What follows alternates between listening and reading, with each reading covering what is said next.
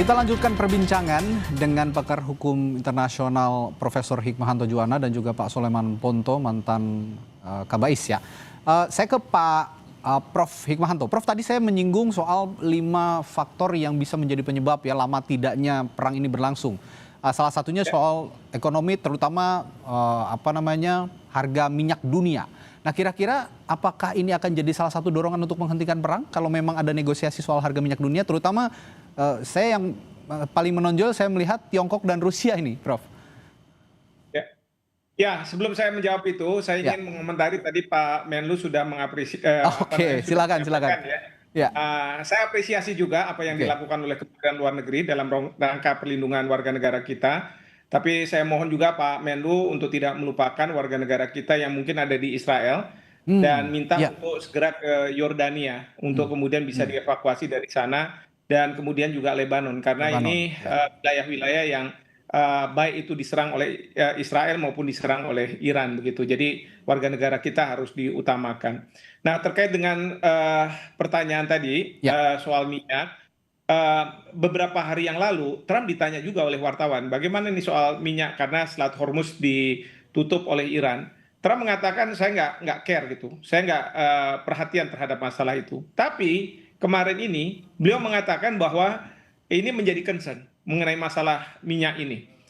Dan dia ingin memaksa agar Selat Hormuz ini bisa dibuka, bahkan dia sudah memunculkan ide agar asuransi itu yang selama ini dipegang oleh perusahaan-perusahaan asuransi Inggris itu kan semakin mahal harganya untuk kapal tanker lewat situ. Itu sekarang katanya Trump itu akan dibuat asuransi yang wajar harganya sehingga bisa dimanfaatkan oleh kapal-kapal tanker. Artinya apa? Saya melihat Trump ini mengatakan bahwa ini penting. Dan itu juga disampaikan oleh signal yang diberikan oleh bursa bahwa minyak ini yang tadinya cuma $80 kalau saya tidak salah, melonjak langsung ke hampir $120. Ini akan banyak berdampak ke perekonomian dunia dan kemudian berdampak kepada perekonomian dari banyak negara.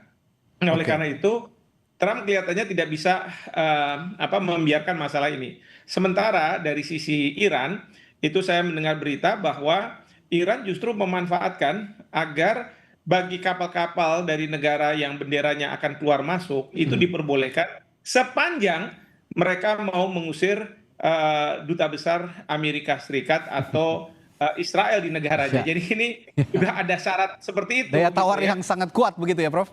Iya, karena strategi dari Iran adalah memang untuk membuat Selat Hormuz ini bisa ditutup, terus kemudian harga minyak melonjak, dan kemudian negara-negara akan menyalahkan Trump gitu ya, dan kemudian ini yang bisa mungkin menghentikan perang yang sekarang ini dilakukan oleh Amerika Serikat dan Israel. Oke, kembali ke faktor intelijen, Pak Soleman.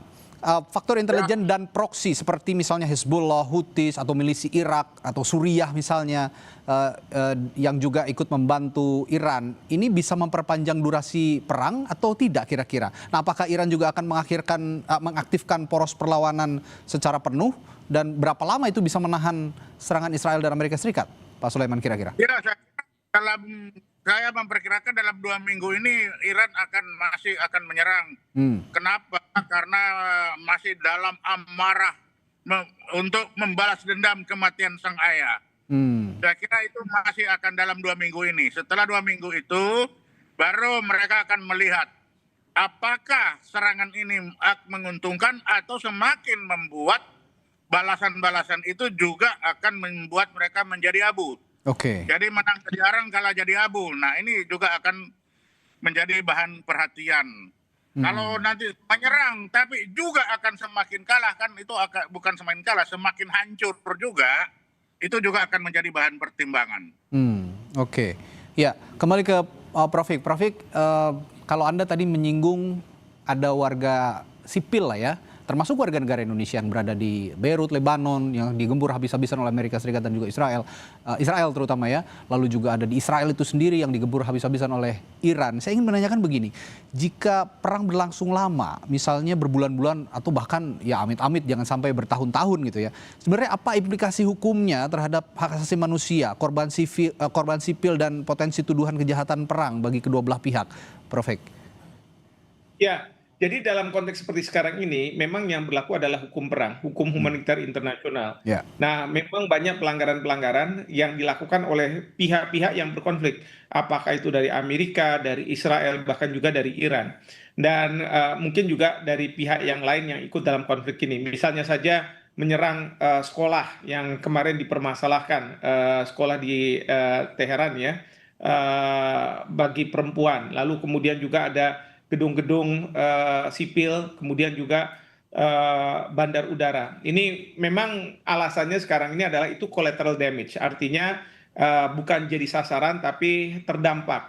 Nah, tapi masalah hukum humaniter internasional, kalaupun ada pelanggaran-pelanggaran dan saya yakin ada pelanggaran, itu baru bisa selesai itu pada saat perang sudah usai, baru bisa dilakukan misalnya proses siapa yang bersalah dan lain sebagainya. Itu pun tergantung siapa yang menang perang, karena yang menang perang biasanya akan bebas ya.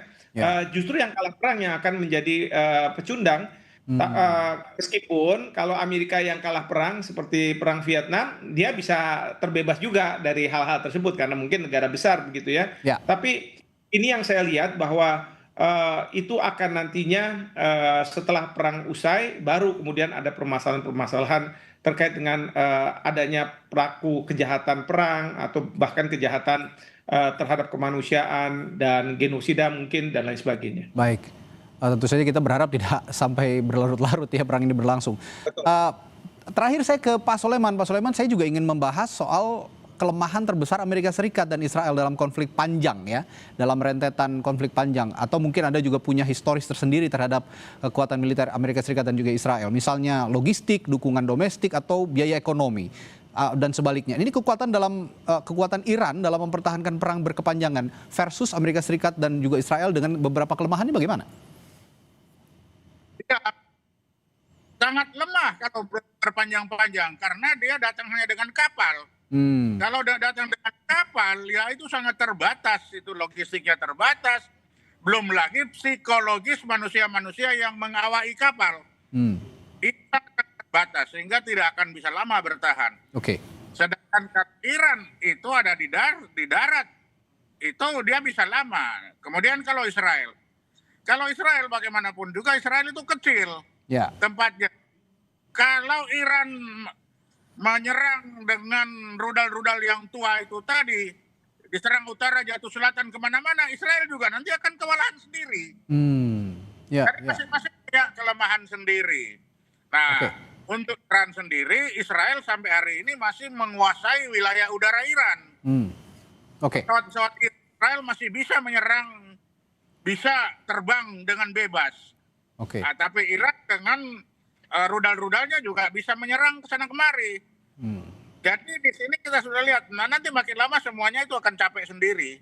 Nah yang paling capek itu orang kapal, makanya Pak Trump sudah kasih signal kan, supaya dalam mundur tidak kehilangan muka. Terakhir Pak Soleman, singkat saja, apakah ada potensi juga ground battle atau perang darat yang terjadi dalam perang Iran versus Amerika Serikat dan Iran ini? Kecil, perang darat sangat kecil, nggak sampai saya kira. Baik, terima kasih analisis yang sangat baik, sangat bagus dari Pak Soleman Ponto, ex-Kepala Badan Intelijen Strategis TNI, dan juga ada Profesor Hikmahanto Juwana, pakar hukum internasional dari Universitas Indonesia yang juga memberikan perspektifnya yang sangat baik malam hari ini di Sapa Indonesia Malam. Terima kasih Bapak-Bapak, selamat malam, sampai jumpa lagi. Sampai jumpa. Terima kasih, selamat malam. Selamat malam. Pak Pan. Mari, ayo. Saudara, setelah jeda